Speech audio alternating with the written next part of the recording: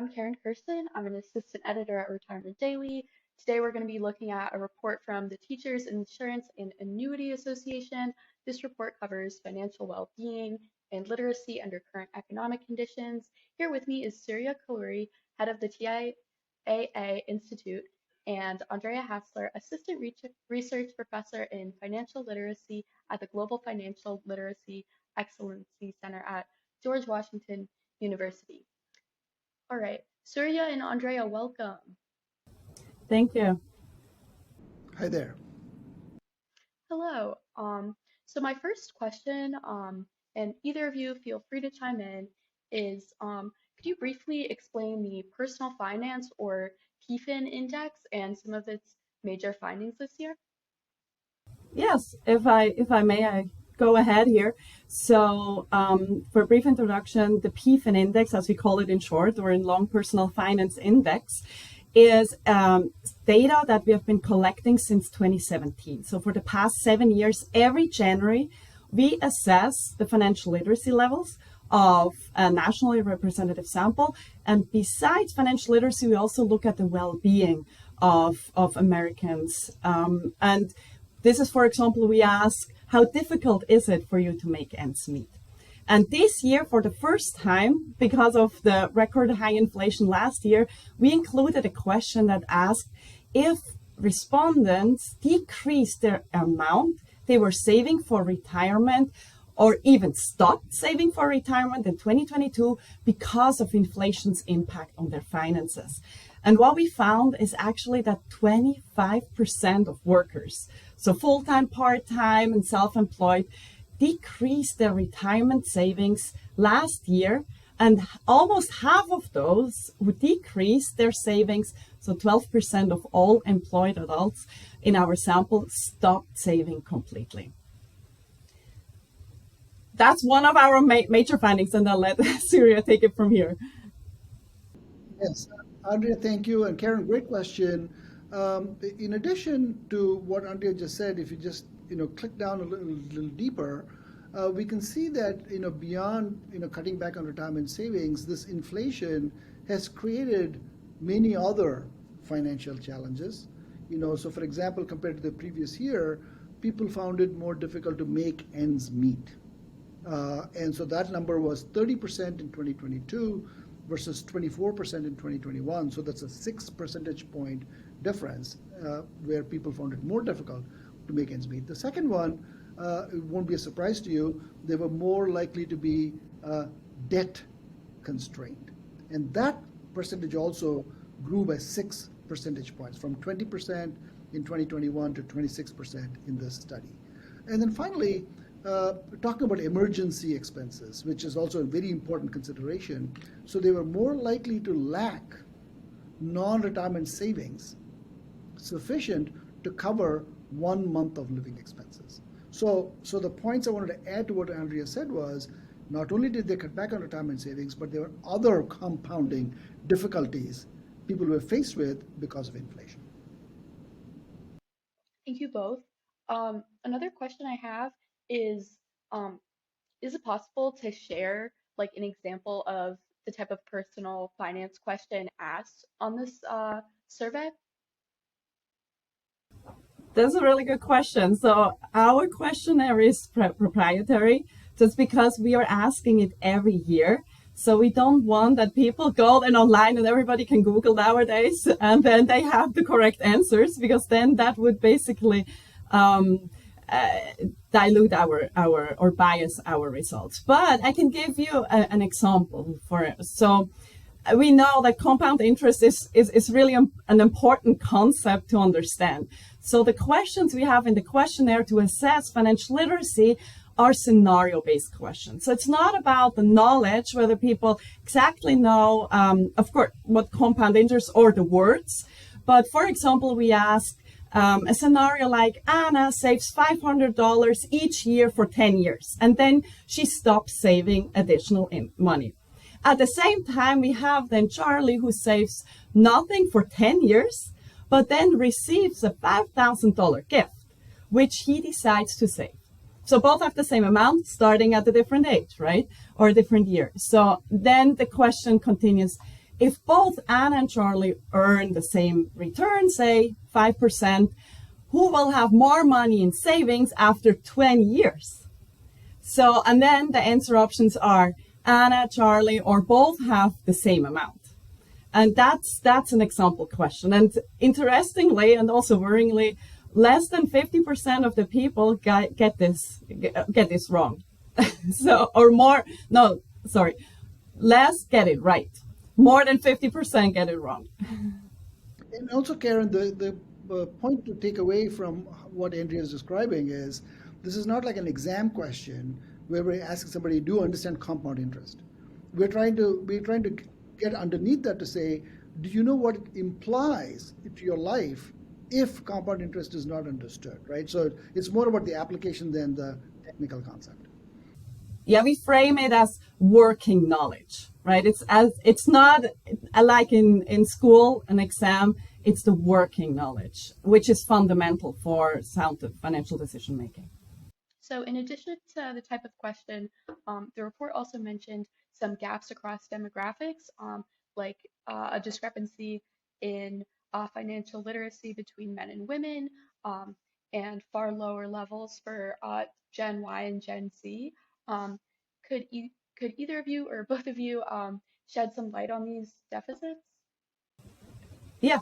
Yeah, on general, yes, we find that financial literacy levels are very low among the young, and they increase with age, but still, even older generations have very low financial literacy. So learning by doing is still not enough here, because people close to retirement still have low financial literacy levels. And then we also see a gender gap, which has been persistent over the last 7 years, and also in other data sets that we see. So women lag financial literacy levels compared to men. And these differences are statistically significant. How did inflation impact these groups of people who have these different levels of financial literacy? And so what we found in the study is that Hispanic Americans were impacted the most. They were twice as likely to stop saving for retirement and also saving less. So that's one. Second, approximately 40% of Black African Americans, Hispanics, and Gen Z typically found it difficult to make ends meet. Remember that making ends meet point I had made earlier, it's significantly higher for these groups. And then roughly 1/3 of Black African Americans, Hispanic, Latino Americans were debt constrained. And then just to repeat Andrea's point around gender gap in financial literacy, men correctly answered about 25% of more questions than women did. So that's kind of a little, demographic breakdown of the data. And to add maybe how we measure financial literacy, we have 28 questions, which is a very comprehensive measure. So it's not just a handful of questions. We have 28 questions across 8 functional areas, which go from borrowing, debt, to risk. And as Surya mentioned, the amount of questions that people get right on average is much higher among men compared to women, and also for the older generations compared to the young. And on average, just to add that, on average, 50%, only 50% of the questions, so 14 out of 28 questions are answered correctly. And then, Karen, there's a follow-up question to your earlier question around, hey, what is financial literacy? What does PFIN measure? And the question would be, why does it even matter? Why does financial literacy matter, right? And so what we answer that question in this study.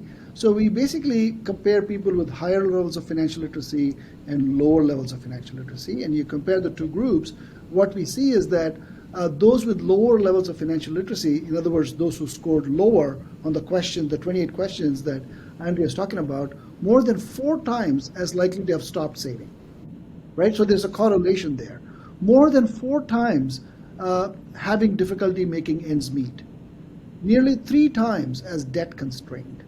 Nearly 4 times as lacking emergency savings. So we can see a clear difference in terms of financial situation connected to financial literacy. saw that you, Surya, have done an interview with a correspondent from CNBC and another expert, and the topic of investing in financial literacy came up. And I was wondering if you could talk a little about like how one goes about um, gaining financial literacy, gaining a better understanding of the economic situation if they're not receiving that from their employer or their family. Yeah, so a couple of three ideas that we have. First of all, what Andrea and I find is employers do offer education on financial literacy, but more often than not, as we all know, there's information overload. And there's also, where do I find this information, right? So the first basic step is to have confidence that employers do have this information, but it's a matter of, where do I find it? So that's kind of point number one. Point number two is, there are a bunch of interesting calculators that companies offer that exist out there, that basically say, you know, how much money should I be saving for retirement to have a certain kind of lifestyle? How much money should I be putting away? So that's kind of a second thing. The third thing is, there are some basic habits, such as knowing employers match when you, so if you put in $1, the employee matches $1 up to a certain amount. So that is free money, because the company is matching the contribution. So if you don't save, you're not going to get that extra dollar. It's like, you know, leaving aside free money that's on the table. So those kinds of best practices, the calculators, the knowing that the matching grant exists, and knowing that employers do provide information but just go find it, would be all useful techniques of educating oneself. Andrea, I don't know, you are a professor, so you probably have even better suggestions for what folks can do. But yes, I think in general, I totally agree with you, Surya. I think I always say we need to fight on all fronts. So it's like employer, but let's start really early on, right? Let's start in school, in college, to teach the fundamentals of personal finance. So that people are equipped to make these important decisions all along, which start with how to finance college. How much can I take out on student loans, and all these questions that start very, very early on. And then I think it's also really important to, in general, raise awareness, so that you, exactly as Surya says, you ask these questions, right? Where do I need to not just where, but what do I need to know? And then where can I find these resources? Where can I find the information? Who can I ask, right? All right. Um, that raised one quick question. Um, just one more quick question from me. I was thinking about maybe people who um, don't go to college, young people who are maybe working at a restaurant or are self-employed. I feel like it might be harder for them to sort of get in this world of investing in finance and financial literacy again. So, what would your advice to them be? There is a lot of information on the internet. Of course, I always have to say, check the resource where it's from, but that's always important. But then also communities, right? There are libraries that offer courses. There are other angles as well, for people to receive information. Even within the internet, there are places like the Khan Academy and places like those that make it easy to digest this information as well. So I would look at specific sources like that too. Okay, that's great to know. I'm like completely part of the demographic that's on the lower end of financial literacy because I'm Gen Z, I'm a woman, but so it's really good for me to just hear about all these resources. Um, I I've asked all of my questions that I had. Is there anything else that you want to emphasize or add to this conversation?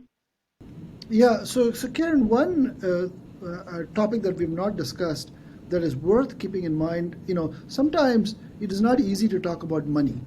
Uh, it is maybe one can engage better when talks about one's life journey and what money is for, right?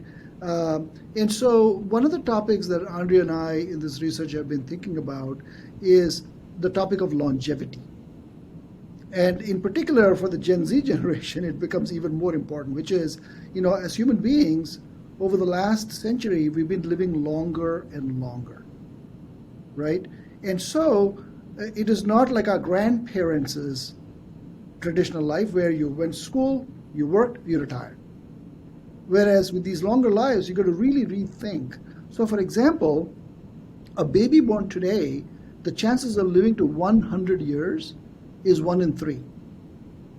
And a baby girl born today, the chances of getting to 100 is 1 in 2. So we are thinking about 100-year lives. So that opens up our minds in terms of how are we going to navigate this 100-year lives in terms of education, in terms of living, in terms of retraining, and in terms of money.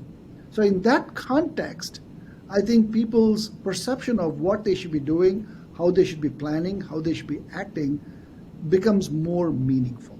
So Andrea, I don't know if there are thoughts you want to add on longevity as well.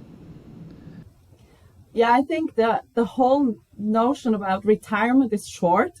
That's that's gone. We really have to think now how to plan for that time and plan wisely, because it is very difficult. Of course, there is so much uncertainty, right? And but we see also with our research that especially the understanding risk uncertainty, which includes longevity risk, is a topic that people understand the least. So among all these topics that we are covering in our survey. So that's definitely something where I feel we need to step up the efforts to really get that information out and educate everybody from young to older. Yeah, our retirement daily, we've covered a lot about Social Security, slowly pushing back as people are living longer, other systemic changes. So it's interesting that it's also all tied into financial literacy. Exactly. All right. Well, thank you both uh, for taking the time to talk to me and giving really thoughtful responses. I really appreciate it. Karen, thank you. Have a good one. Bye bye.